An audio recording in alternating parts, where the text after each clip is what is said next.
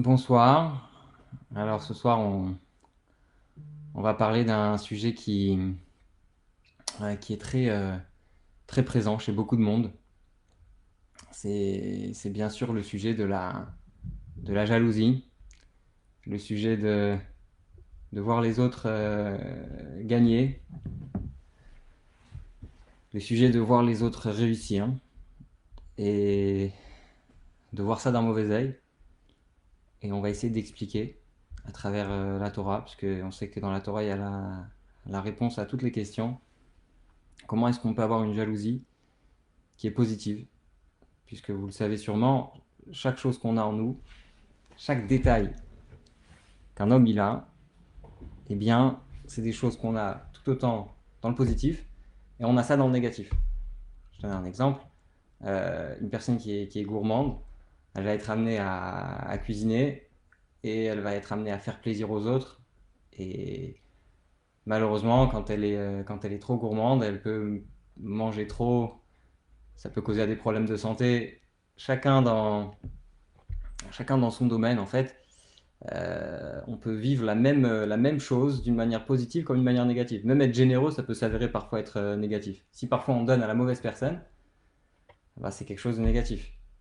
Donc il faut toujours savoir comment prendre les choses et essayer de les faire du côté positif et pas du côté négatif. Et c'est lié aussi avec le fait de toujours rester actif, de ne pas être spectateur. Il y a une histoire, peut-être très connue déjà, mais ça vaut toujours le coup de raconter une belle histoire. On peut toujours la répéter à une table de Shabbat, ou même si on ne la répète pas à la table de Shabbat, à différentes occasions, à une bar mitzvah par exemple, parce que c'est lié avec un bar mitzvah qui est parti voir le rabbi. Et ce bar mitzvah, quand il est parti voir le rabbi, il a, il a, il est parti voir le rabbi et quand il est entré, le rabbi, en discutant avec lui, il a vu qu'il n'était pas très intéressé et il lui a commencé à lui poser des questions concernant ses hobbies, ce qu'il voulait faire, etc. Et il lui a dit, moi j'aime bien le baseball.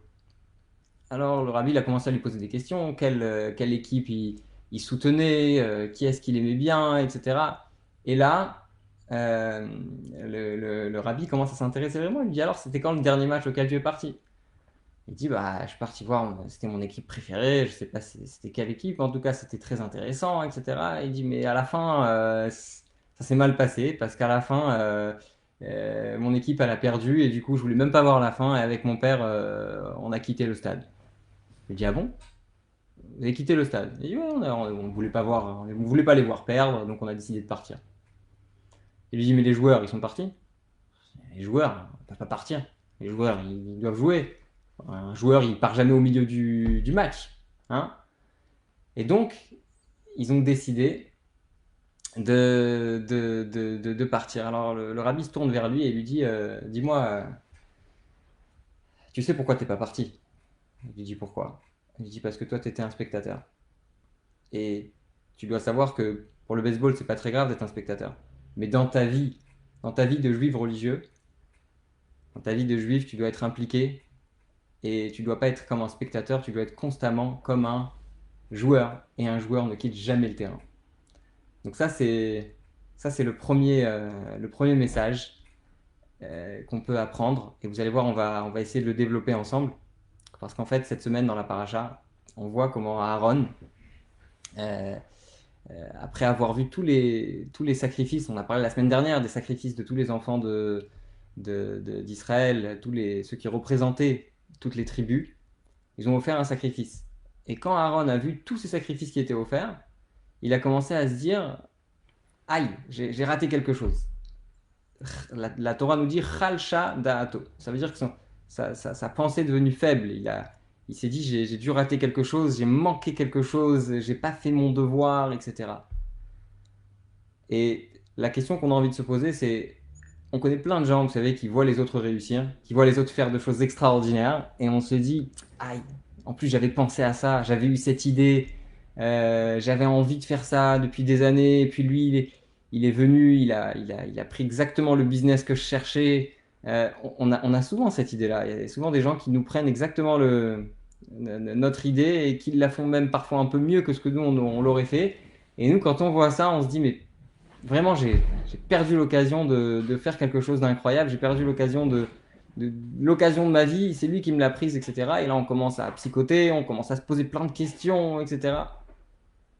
Et en réalité, c'est pas comme ça qu'il faut voir les choses. Et en réalité, il faut pas se victimiser soi-même et dire j'ai raté l'occasion, parce que en réalité, personne ne peut nous voler rien du tout. Vous savez pourquoi? Parce que Hachem, Dieu crée chaque être humain, chaque personne sur Terre avec quelque chose d'unique. Et cette chose d'unique qu'on a, personne ne peut nous la voler. Et donc, même si on a des gens qui nous volent des choses, etc., on a l'impression que des gens nous volent des choses, en réalité, c'est juste pour nous mener à quelque chose de meilleur. C'est juste pour nous dire, sache que ce point-là, c'est peut-être pas pour toi, toi, il faut que tu ailles faire autre chose. Et tu sais quoi, tu seras encore plus compétent dans l'autre domaine que tu vas faire. Donc ça, c'est ce qu'on voit par rapport à Aaron. On est amené à penser qu'Aaron, il était jaloux des autres. Non, Aaron, il n'était pas jaloux. Aaron, il savait très bien quelle était sa place. Le seul problème, c'est que on est venu quelque part dans l'endroit où il était vraiment, de manière générale, mis en valeur, dans le Mishkan.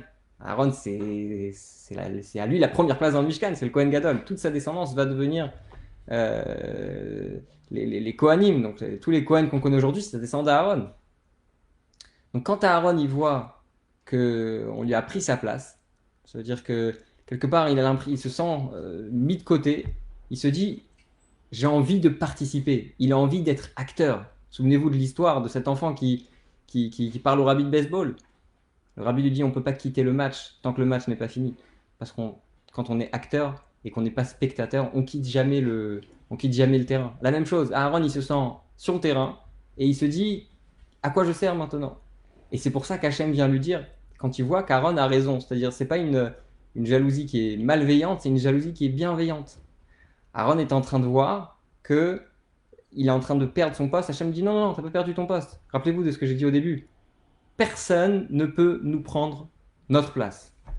Et quand on a le sentiment, l'impression que quelqu'un nous prend notre place, c'est qu'on se trompe. C'est que quelque part notre chemin doit aller ailleurs. Et ça, c'est exactement le message de la paracha de cette semaine. Et on le retrouve d'ailleurs avec Rachel et Léa. La Torah nous dit que Rachel était jalouse de Léa. A priori, comment c'est possible? Rachel, c'était une sadéquette. Comment est-ce qu'elle pouvait être jalouse de sa sœur? Eh bien, en réalité, c'est aussi la même idée. Léa avait beaucoup d'enfants, Rachel n'en avait pas. Elle était jalouse tout en respectant sa sœur. C'est-à-dire, quand on regarde l'autre et qu'on se dit, il a réussi, il a été loin, il a monté quelque chose de vraiment d'impressionnant, etc. Et qu'on se dit, comment est-ce que je vais m'inspirer? Comment est-ce que je vais essayer de copier ce qu'il fait pour pouvoir moi-même arriver à une réussite personnelle? Eh bien là, on a tout compris. Là, c'est une jalousie bienveillante. On a le droit d'être jaloux. La Torah nous dit, Kinat sofrim tarbe chorma. Ça veut dire que, par exemple, si deux personnes veulent enseigner la Torah dans la même ville et qu'il n'y a pas beaucoup d'enfants, eh bien, on a le droit de dire les deux personnes ont le droit d'enseigner. Pourquoi? Parce que le fait qu'il y ait deux personnes, ça va faire augmenter la productivité de ces deux personnes. Donc, quelque part, la jalousie bienveillante, ça existe. Pourquoi? Parce que c'est pas une jalousie dans la jalousie malveillante, on est jaloux, on a envie de se venger, on a envie d'enlever l'autre de son statut, on a envie de se venger quelque part de ce qui nous arrive. Alors que la jalousie bienveillante, c'est pas ça, c'est prendre exemple. C'est essayer de se dire comment est-ce que moi aussi je vais réussir en m'inspirant de ce que l'autre est en train de faire. Et ça, c'est ce qu'on peut voir dans la jalousie de Rachel à Léa. Et c'est pour ça qu'Hachem va finalement accéder à la demande de Rachel. Il va lui donner des enfants. Et la même chose par rapport à Aaron. Hachem a donné à Aaron la menorah.